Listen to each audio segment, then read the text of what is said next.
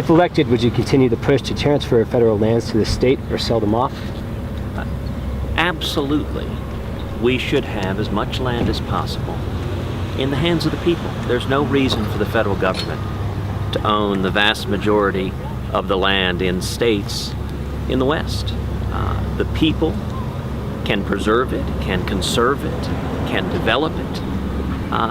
And it's really quite striking. If you look back, states in the East, the federal government owns less than 5% of the land.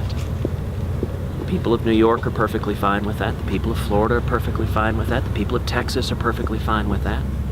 There's no reason that the states in the West should be discriminated against by having the vast majority of a number of states in the West owned by the federal government. It ought to be in the hands of the people, and doing so, I might add, would allow for far more resources to be devoted to upkeep and preserving national parks. National parks are treasures of this nation.